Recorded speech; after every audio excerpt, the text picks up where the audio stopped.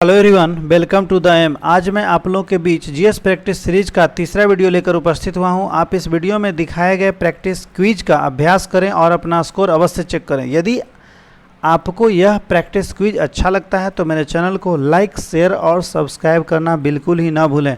तो चलिए वीडियो को आगे बढ़ाते हुए शुरू करते हैं। आज के पहले प्रश्न से, अंग्रेजों ने भारत में अंग्रेजी को शिक्षा का माध्यम कब बनाया था? तो शिक्षा का माध्यम 1835 से बनाया था, वह भी लॉर्ड विलियम बेंटिक के शासनकाल में लॉर्ड मैकाले के सिफारिश पर बनाया था। भारत में अंग्रेजी शिक्षा का जो जनक है लॉर्ड मैकाले को जाना जाता है। अंग्रेजी शिक्षा का जनक भारत में किसे कहा जाता है? लॉर्ड मैकाले को। अगले प्रश्न को बढ़ते हैं। कलकत्ता, मद्रास तथा बम्बई, कलकत्ता, मद्रास तथा बम्बई में उच्च न्यायालय किस वायसराय के कार्यकाल में स्थापित किए गए थे? तो यह लॉर्ड कैनिंग के शासनकाल में, लॉर्ड कैनिंग के शासनकाल में 1862 में स्थापित किए गए थे। वह भी Indian high court act 1861, Indian high court act 1861 के अंतर्गत 1862 में स्थापित किए गए थे। और लॉर्ड कैनिंग के शासनकाल में विधवा पुनर्विवाह एक्ट पारित हुआ था। और प्रथम सिपाही विद्रोह जो 1857 की जो क्रांति हुई थी, यह भी लॉर्ड कैनिंग के शासनकाल में ही हुई थी। अगले प्रश्न को बढ़ते हैं। नाना साहब के नाम से कौन प्रसिद्ध था? तो नाना साहब के नाम से बालाजी बाजीराव प्रसिद्ध थे। यह बाजीराव प्रथम की मृत्यु के बाद पेशवा बने थे। बाजीराव प्रथम दिल्ली पर आक्रमण करने वाला पहला पेशवा था जो मस्तानी नामक महिला से संबंध रखने के कारण काफ़ी चर्चा में थे। अगले प्रश्न को बढ़ते हैं। भारतीय राष्ट्रीय कांग्रेस के किस अधिवेशन में कांग्रेस और मुस्लिम लीग का ऐतिहासिक मिलन हुआ था? तो कांग्रेस और मुस्लिम लीग का जो मिलन हुआ था यह लखनऊ अधिवेशन 1916 में, लखनऊ अधिवेशन 1916 में एसी मजूमदार की जो अध्यक्षता में संपन्न हुआ था, वहाँ भी मिलन हुआ था।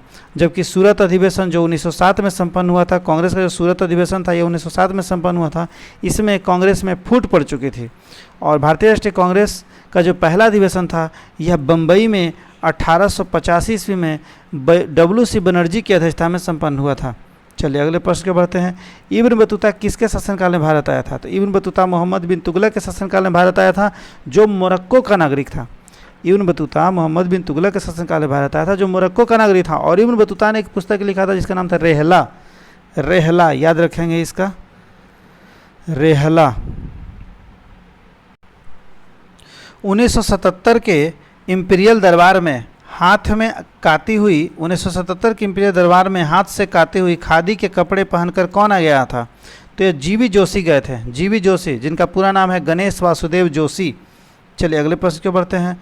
राष्ट्रीय संघर्ष के दौरान प्रसिद्ध समाचार पत्र केसरी का संपादक कौन थे? तो केसरी नामक समाचार पत्र लोकमान्य तिलक अर्थात बाल गंगाधर तिलक के द्वारा संपादित किया गया था। और यह केसरी जो समाचार पत्र था यह मराठी भाषा में था। जबकि एक और समाचार पत्र था मराठा, एक और समाचार पत्र था द मराठा, जो अंग्रेजी भाषा में संपादित किया गया था लोकमान्य तिलक जी के द्वारा ही। लोकमान्य तिलक की एक कृति है जिसका नाम है गीता रहस्य, गीता रहस्य। और महात्मा गांधी की किताब का नाम है नवजीवन, हरिजन, यंग इंडिया और माई एक्सपेरिमेंट विथ ट्रूथ। इसमें महात्मा गांधी की एक आत्मकथा है जिसका नाम है माई एक्सपेरिमेंट विथ ट्रूथ। और जवाहरलाल नेहरू की सबसे पॉपुलर किताब जिसका नाम है discovery of India, discovery of India. अगले प्रश्न के बढ़ते हैं।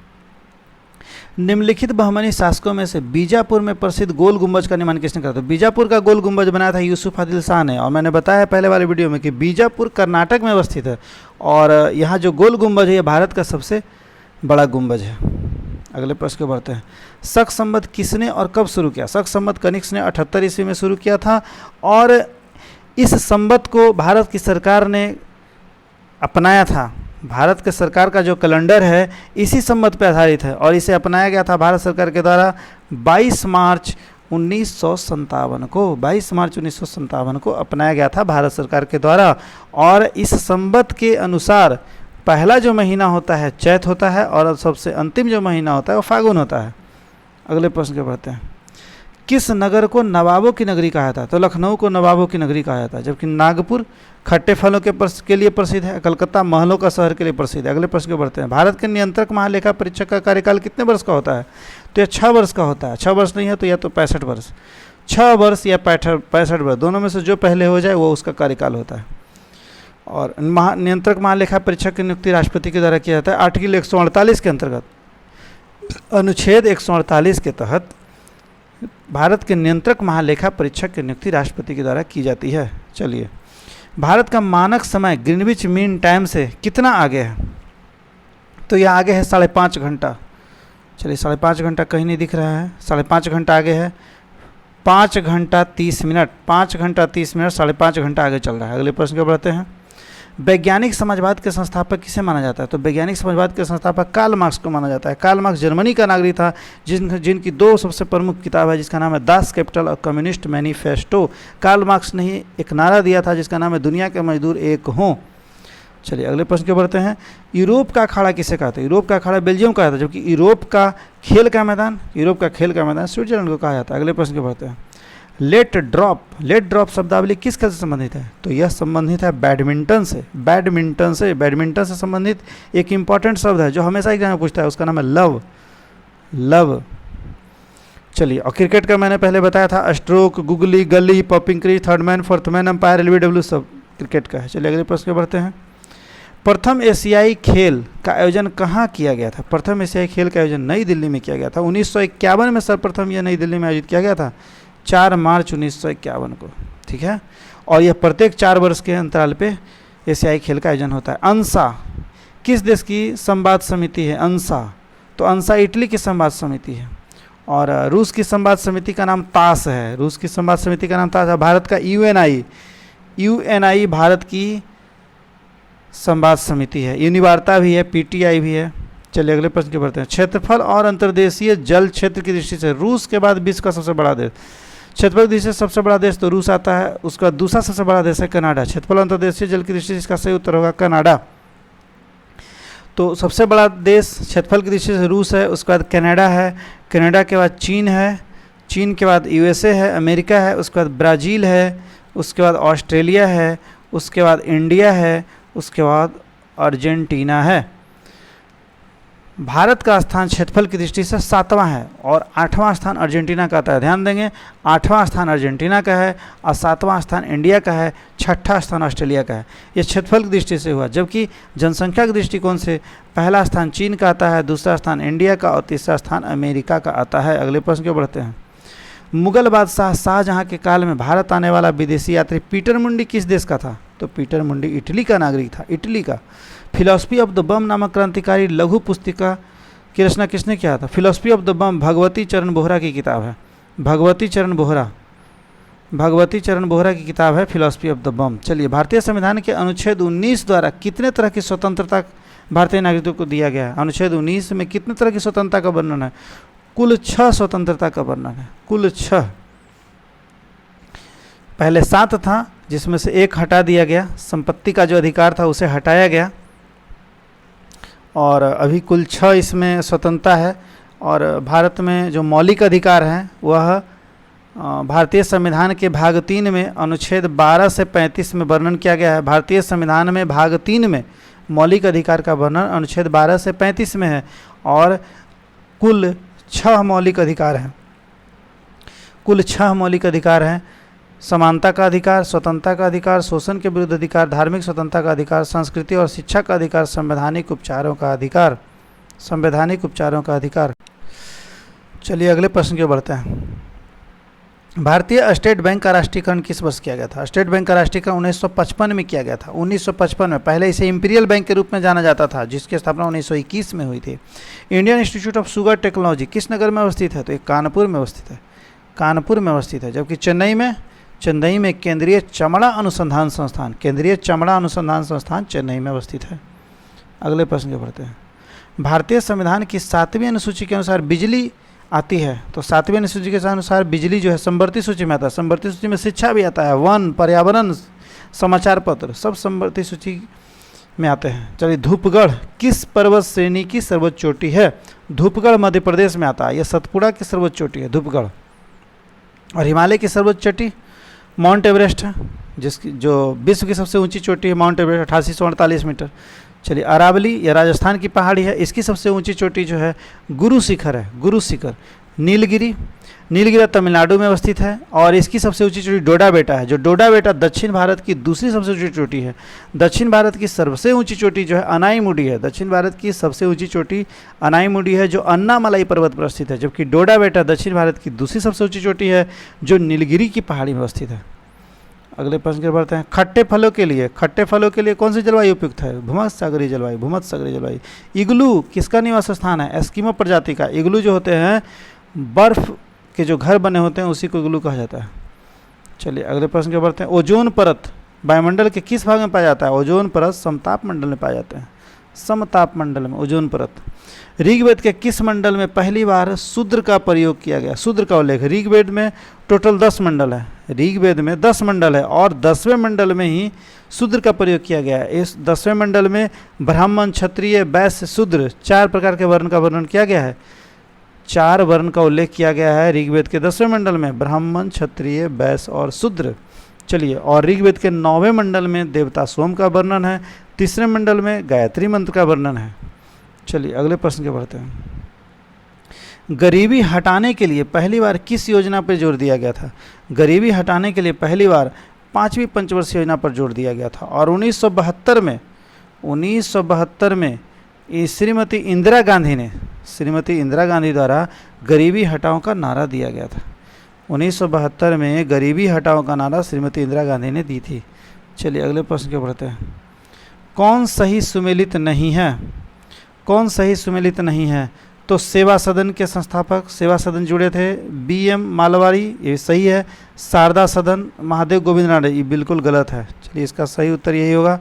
शारदा सदन रमाबाई, शारदा सदन से जुड़ी हुई थी रमाबाई, जबकि महादेव गोविंद रानडे जो थे पूना सार्वजनिक सभा से जुड़े हुए थे। महादेव गोविंद रानडे पूना सार्वजनिक सभा के संस्थापक थे और शारदा सदन के संस्थापक रमाबाई थे। धर्म सभा के संस्थापक राधाकांत देव थे। सामाजिक सेवा संघ के संस्थापक MN जोशी थे। किसके अनुसार ब्याज एक प्रतिफल है तरलता छोड़ने का? किसके अनुसार ब्याज एक प्रतिफल है तरलता छोड़ने का? तो ये किन्स का कथन है, किन्स का। चलिए अगले प्रश्न की ओर बढ़ते हैं। किसी वस्तु की मांगी हुई मात्रा का विस्तार या संकुचन किसमें परिवर्तन का परिणाम है? किसमें परिवर्तन का परिणाम है? तो यह है उपभोक्ता की आय का। उपभोक्ता की आय का। किसी वस्तु की मांग की गई मात्रा का विस्तार या संकुचन उपभोक्ता की आय की परिवर्तन का परिणाम है। चलिए, पेट्रोल और कार के बीच मांग का प्रतिलोच है तो ऋणात्मक प्रतिलोच है, ऋणात्मक। चलिए, भारत में निर्वाचक मंडल का निम्नलिखित में कौन सा कार्य है? तो निर्वाचक मंडल का जो कार्य है वह है राष्ट्रपति का चुनाव करना। राष्ट्रपति का चुनाव करना। राष्ट्रपति का निर्वाचक मंडल के द्वारा, राष्ट्रपति का चुनाव जो होता है निर्वाचक मंडल के द्वारा एकल संक्रमणीय मत पद्धति के द्वारा होता है। चलिए अगले प्रश्न को बढ़ते हैं। निम्नलिखित में से कौन सी बात सही है? तो उपभोग आय का एक हिस्सा है। उपभोग बचत का एक भाग है, आय उपभोग नहीं। ये सही उत्तर यही होगा। उपभोग आय का एक भाग है। चलिए अगले प्रश्न को बढ़ते हैं। वास्तविक मजदूरी में शामिल है। वास्तविक मजदूरी में सभी सेवाएं और माल शामिल है वास्तविक मजदूरी में। चलिए अगले प्रश्न को बढ़ते हैं। दुर्लभ मुद्रा वह होती है, दुर्लभ मुद्रा वह होती है जिसका बाहरी मूल्य बढ़ा हो। दुर्लभ मुद्रा वह होती है जिसका विदेशी मूल्य बढ़ा हुआ हो। चलिए नंबर ए इसका आंसर होगा।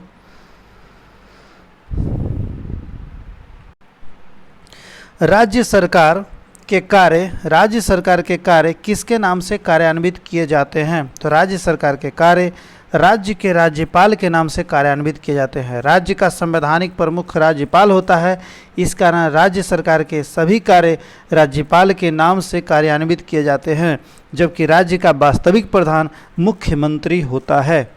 चलिए, रेफ्रिजरेटर में खाद्य पदार्थ ताज़ा रखने हेतु सुरक्षित तापमान क्या है?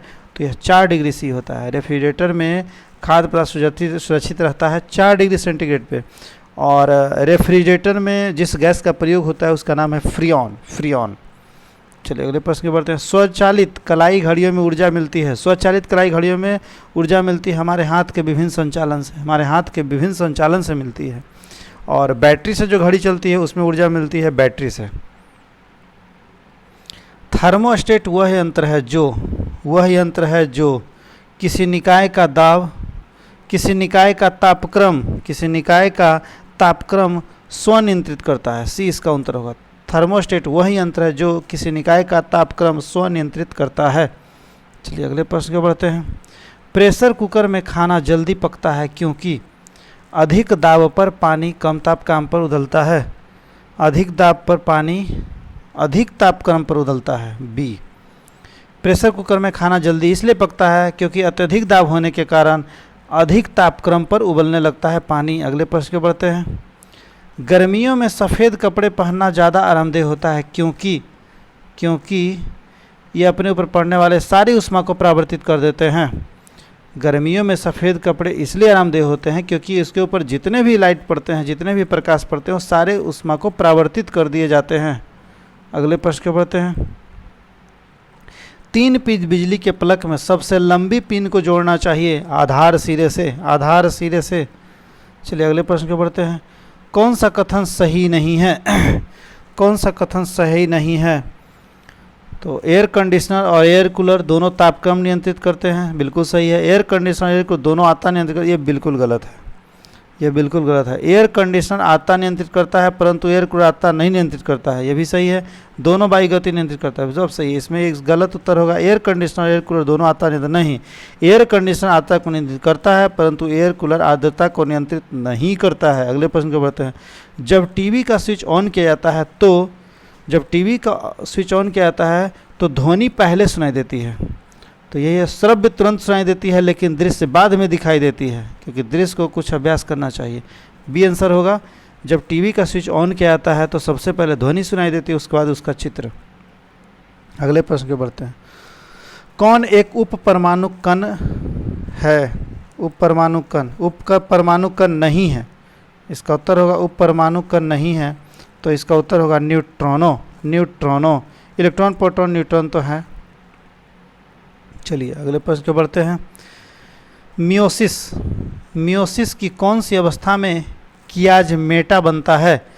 तो मियोसिस की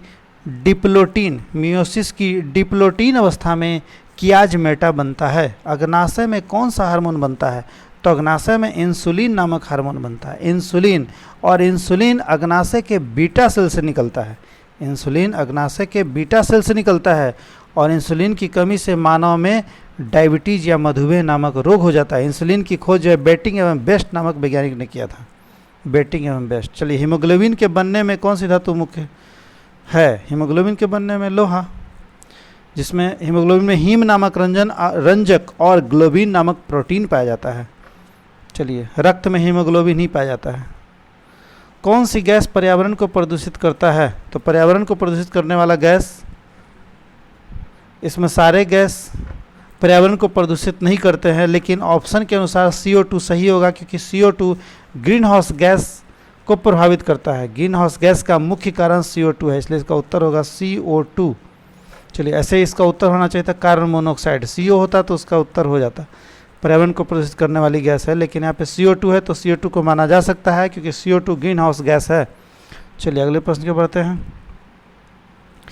किसी इकोसिस्टम में रह रहे जीवों के समूह को क्या कहते हैं? किसी इकोसिस्टम में रह रहे जीवों के समूह को बायोम कहते हैं, बायोम। चलिए अगले प्रश्न को बढ़ते हैं। सबसे कम सांद्र मृदा कौन सी है? सबसे कम सांद्र मृदा जो है मृदा यह चिकनी मिट्टी है। चिकनी मिट्टी सबसे कम सांद्र होती है। चलिए अगले प्रश्न को बढ़ते हैं। फोटोफेंज में ऊर्जा को ले जाने वाले 2 तत्व हैं। फोटोफेंज में ऊर्जा को ले जाने वाले 2 तत्व हैं, एक है ATP और एक है क्लोरोफिल ए। जो ऊर्जा ग्लूकोज के ऑक्सीजन से निकलती है, वो कहाँ ट्रैप होती है? वो ATP में ट्रैप होती है, ATP में। चलिए अगले प्रश्न को बढ़ते हैं। चमगादड़ कौन सी श्रेणी का जीव है? तो चमगादड़ मैमल्स होता है, स्तनधारी है। चमगादड़ स्तनधारी श्रेणी का जीव है। स्तनधारी वे होते हैं जो जीव जंतु अपने बच्चे को जन्म देते हैं, वह स्तनधारी वर्ग में आते हैं। चलिए हवा का सबसे अधिक दबाव तब होता है जब वह हवा ठंडी और शुष्क हो। जब हवा ठंडी और शुष्क हो तो उसका दबाव सबसे अधिक होता है। अगले प्रश्न को बढ़ते हैं। अनुदैर्ध्य तनाव संभव है सिर्फ, तो अनुदैर्ध्य तनाव जो है ठोस, द्रव और गैस तीनों माध्यम में संभव है। इसका कहीं नहीं लिखा गया है, ये सारे ऑप्शन गलत हैं। ठोस, द्रव और गैस तीनों माध्यम में, ठोस में, तरल में और गैस में, तीनों माध्यम में अनुदैर्ध्य तनाव संभव है, जबकि अनुपस्थ तनाव गैस को छोड़कर ठोस और तरल दोनों में संभव है। चलिए अगले प्रश्न को बढ़ते हैं। टैकोमीटर एक यंत्र है जिससे हम नाप सकते हैं। टैकोमीटर एक यंत्र है जिससे हम नाप सकते हैं, तो वह है गुरुत्वाकर्षण बल। गुरुत्वाकर्षण बल दिए गए आयतन और तापमान पर दबाव कैसे बदलता है? दिए गए आयतन और तापमान पर दबाव कैसे बदलता है? तो गैस भार की रैखिक दिशा में, गैस भार की रैखिक दिशा में यह बदलता है। अगले प्रश्न को बढ़ते हैं। जब प्रकाश की किरण किसी माध्यम में से गुजरे तो संपूर्ण इंटरनल रिफ्लेक्शन नहीं होता है। किसमें ऐसा नहीं होता है? जब वह पानी से कांच में गुजरे। जब प्रकाश की किरण पानी से कांच में गुजरता है तो संपूर्ण इंटरनल रिफ्लेक्शन नहीं होता है। ध्वनि की गति वायु में कब बढ़ जाती है? जब तापक्रम बढ़ेगा। जब ताप बढ़ता है तो ध्वनि की गति वायु में बढ़ जाती है। अगले प्रश्न को बढ़ते हैं। पानी से पूर्ण भरे हुए बीकर में बीज अंकुरित नहीं होते, क्योंकि वहाँ ऑक्सीजन की कमी हो जाती है। क्योंकि वहाँ ऑक्सीजन की कमी हो जाती है, जिसकी वजह से बीज अंकुरित नहीं हो पाते हैं। चलिए अगले प्रश्न की ओर बढ़ते हैं। जीवन बीमा निगम एक उदाहरण है, तो जीवन बीमा निगम जो है आपको निवेश बैंक का उदाहरण है। निवेश बैंक, जीवन बीमा निगम निवेश बैंक का उदाहरण है। ऐसे भारतीय जीवन बीमा निगम LIC, भारतीय जीवन बीमा निगम की स्थापना 1956 में हुई थी, जिसका हेडक्वार्टर, जिसका मुख्यालय मुंबई में है। मुंबई में है। अगले प्रश्न की ओर बढ़ते हैं। कौन आर्थिक विकास के लिए प्रत्यक्ष रूप से महत्वपूर्ण है? तो मुद्रा की मात्रा महत्वपूर्ण है, नहीं है।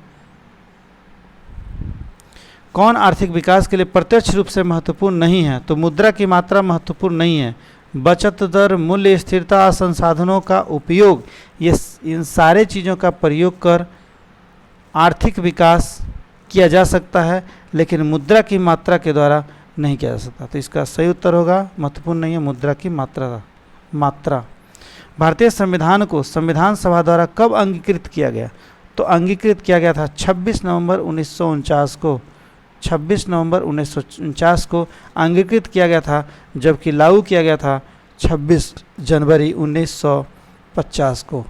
26 जनवरी 1950 को भारतीय संविधान सभा द्वारा भारतीय संविधान को लागू किया गया था, जबकि अंगीकृत किया गया था 26 नवंबर 1949 को। संविधान सभा का गठन 1946 में किया गया था। संविधान सभा का गठन 1946 में किया गया था और संविधान सभा की जो पहली बैठक हुई थी यह 9 दिसंबर 1946 की हुई थी, जिसकी अध्यक्षता अस्थायी अध्यक्ष के द्वारा सच्चिदानंद सिन्हा के द्वारा किया गया था, जबकि बाद में 11 दिसंबर को अस्थायी अध्यक्ष जब डॉक्टर राजेंद्र प्रसाद बने थे, उसके बाद दूसरा अध्यक्षता हुई थी। भारतीय संविधान सभा की जो दूसरी बैठक बुलाई गई थी, उसके अस्थायी अध्यक्ष 11 दिसंबर 1946 को हुई थी, जिसकी अध्यक्षता डॉक्टर राजेंद्र प्रसाद ने किया था। चलिए अगले प्रश्न के बढ़ते हैं। मौलिक कर्तव्यों को निर्धारित किया गया है। तो मौलिक कर्तव्यों को निर्धारित किया गया है 42वें संविधान संशोधन 1976 के द्वारा। 42वें संविधान संशोधन अधिनियम 1976 के द्वारा मौलिक कर्तव्य को निर्धारित किया गया है, और यह निर्धारित किया गया है सरदार स्वर्ण सिंह समिति की अनुशंसा पर। सरदार स्वर्ण सिंह समिति की अनुशंसा पर 42वें संविधान संशोधन द्वारा मौलिक कर्तव्यों को जोड़ा गया है। और 42वें संविधान संशोधन अधिनियम 1976 द्वारा भारतीय संविधान के प्रस्तावना में 3 शब्द जोड़े गए: समाजवाद, धर्मनिरपेक्ष और अखंडता। संघीय मंत्रिपरिषद के मंत्री उत्तरदायी होते हैं केवल लोकसभा के प्रति, लेकिन यदि पूछा जाए संघीय मंत्रिपरिषद के मंत्री व्यक्तिगत रूप से किसके प्रति उत्तरदायी होते हैं, तो राष्ट्रपति के प्रति। यदि व्यक्तिगत पूछा जाता तो उत्तर राष्ट्रपति होता, लेकिन यहाँ स्पष्ट पूछा जा रहा है संघीय मंत्रिपरिषद के मंत्री उत्तरदायी होते हैं तो केवल लोकसभा के प्रति। अगले प्रश्न के बढ़ते हैं। भारत के राष्ट्रपति को यह अधिकार नहीं प्राप्त है कि वह सर्वोच्च न्यायालय के न्यायाधीश को हटाए। सर्वोच्च न्यायालय के न्यायाधीश को हटाने की जो शक्ति है संसद में नहीं है, जबकि राष्ट्रपति को क्षमा करना, आपातकाल की घोषणा करना, आदेश जारी करने का अधिकार है। चलिए अगले प्रश्न के बढ़ते हैं। संविधान में मंत्रिमंडल शब्द का एक ही बार प्रयोग किया गया और यह प्रयोग किया गया है अनुच्छेद 352 में। अनुच्छेद 352 में इसका प्रयोग किया गया है। अनुच्छेद और 352 में, आर्टिकल 352 में जो है राष्ट्रीय आपात का वर्णन है। अनुच्छेद 352 में राष्ट्रीय आपात का वर्णन है, जबकि अनुच्छेद 356 में राष्ट्रपति शासन का वर्णन है। अनुच्छेद 74 मंत्रिपरिषद से संबंधित है और अनुच्छेद 76 जो है यह अटॉर्नी जनरल की नियुक्ति के बारे में बताता है। महान्यायवादी की नियुक्ति के बारे में अनुच्छेद 76 बताता है। अगले प्रश्न के बढ़ते हैं। राज्य के नीति सिद्धांत को किस प्रकार मौलिक अधिकार से भिन्न कहा गया है? तो निर्देश परिवर्तनीय नहीं है, जबकि अधिकार परिवर्तनीय है। निर्देश परिवर्तनीय नहीं है, अर्थात निर्देश जो है के खिलाफ आप न्यायालय में चुनौती नहीं दे सकते हैं, जबकि मौलिक अधिकार के खिलाफ आप न्यायालय में जा सकते हैं। यही कहा जा रहा है, निर्देश परिवर्तनीय नहीं है जबकि अधिकार परिवर्तनीय है, अर्थात अधिकार के खिलाफ आप न्यायालय में जा सकते हैं। मौलिक अधिकार का जो वर्णन है भाग 3 में है। भारतीय कृषि के संबंध में प्रोफेसर नॉर्मन बोरलॉग का क्या महत्व रहा है? तो प्रोफेसर नॉर्मन बोरलॉग का संबंध रहा है, भारत में अधिक उपज देने वाली किस्मों के उपयोग की युक्ति बनाई थी उन्होंने। भारतीय कृषि के संबंध में प्रोफेसर नॉर्मन बोरलॉग का महत्व रहा, क्योंकि महत्व ये रहा था कि उन्होंने भारत में अधिक उपज देने वाली किस्म का उपयोग का युक्ति बनाई थी। विश्व में हरित क्रांति के जो जनक थे नॉर्मन बोरलॉग को ही माना जाता है विश्व के हरित क्रांति के जनक, जबकि भारत में जो हरित क्रांति के जनक थे वह एम स्वामीनाथन को माना जाता है। एम स्वामीनाथन। अगले प्रश्न के बढ़ते हैं। भारत में राष्ट्रीय आय का संकलन होता है। राष्ट्रीय आय का जो संकलन होता है केंद्रीय सांख्यिकी संगठन, इसको शॉर्ट में CSO कहा जाता है। केंद्रीय सांख्यिकी संगठन के द्वारा राष्ट्रीय आय का संकलन होता है और CSO की जो स्थापना हुआ था यह 2 मई 1951 को 2 मई 1951 को केंद्रीय सांख्यिकी संगठन का गठन किया गया था। तो ये मेरा तीसरा प्रैक्टिस क्विज था। मिलते हैं अगले वीडियो में। Thank you for watching.